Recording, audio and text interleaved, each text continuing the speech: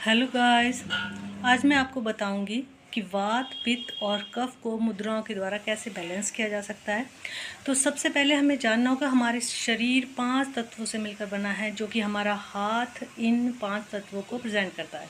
जैसे कि अंगूठा प्रेजेंट करता है अग्नि, फायर को, और उसके बाद फर्स्ट फिंगर प्रेजेंट करती है एयर, हवा को, और उसके बाद स्पेस, आकाश को, उसके बाद धरती यानी कि अर्थ को, और लास्ट वाली फिंगर वाटर यानी पानी को। यानी 5 फिंगर हमारी पांचों तत्वों को प्रेजेंट करती हैं।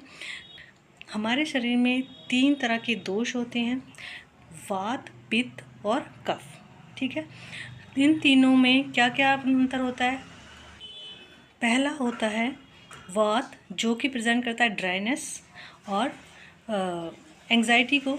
जैसे कि हमारे बॉडी में बहुत ज़्यादा ड्राइनेस होगी, हमारे बाल बहुत ज़्यादा ड्राई होंगे, हमारे जो जोड़ों में दर्द होगा, कभी कहीं पर दर्द, कभी कहीं पर दर्द, बॉडी में भी पेन होगा।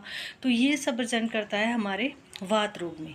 तो वात रोग के लिए हमें कौन सी 2 फिंगर जो है वो प्रेजेंट करती हैं, वो है फर्स्ट 2 फिंगर्स, यानी कि ये वाली एयर और ये वाली स्पेस, ये 2 फिंगर हमें वात को प्रेजेंट करती हैं। उसके बाद आता है पित्त। पित्त क्या होता है, शरीर में गर्मी होती है बहुत ज़्यादा, और बहुत ज़्यादा एंगर यानी कि एंगर इश्यूज़ होते हैं उनको, और उनके पिंपल्स होते हैं, उनकी बॉडी में रेडनेस होती है, उनको जल्दी पचता है, और उनको एसिडिटी बहुत बनती है। और उसके बाद उनको 2 फिंगर्स जो है वो कौन सी हैं जो प्रेजेंट करती हैं। पहला थंब, जो कि हमारा अग्नि है, और थर्ड फिंगर रिंग फिंगर, जो कि हमारा पृथ्वी है। ये दोनों प्रेजेंट करती हैं पित्त को।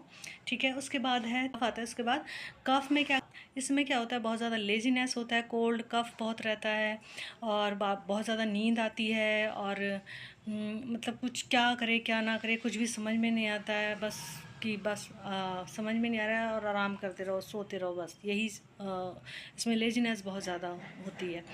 तो अब इनको बैलेंस कैसे करना है तीनों को, वो जानना है। तो सबसे पहले वात का हम देखेंगे।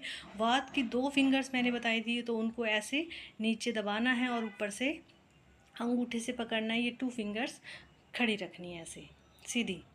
तो ये हो गया वात को कंट्रोल करने के लिए। तो इसको दिन में 3 बार करें, 3 से 5 मिनट करें, तो हमारा वात, दोनों हाथों से करें तो हमारा वात कंट्रोल आना शुरू हो जाएगा। उसके बाद आता है पित्त। पित्त की मैंने 2 बताई थी, ये वाली फिंगर। तो उसके लिए हमें कौन सी मुद्रा लगानी है, फर्स्ट फिंगर यहाँ पर लगानी है, और 2 फिंगर्स ये टच करके रखनी है। ये हो गया पित्त का, इससे हमारा पित्त बैलेंस होगा। पित्त को कंट्रोल किया जा सकता है। दोनों हाथों से लगाएं, 3 से 5 मिनट लगाएं, दिन में 3 बार लगाएं। कफ में क्या करना है, ये इसकी लास्ट 2 फिंगर्स मैंने बताई थी, तो इनको ऐसे दबाना है और ऐसे हमने इनको दबा के रखना है। ये सेम वही रहेगा, हर मुद्रा हमने 2 से 3 मिनट लगानी है और 3 टाइम लगानी है। इससे हमारे वात, पित्त और कफ में कंट्रोल होगा। हो सकता है किसी के शरीर में दो दोष हों, तो वो दोनों मुद्राएं लगा सकता है 2-2, 3-3 मिनट।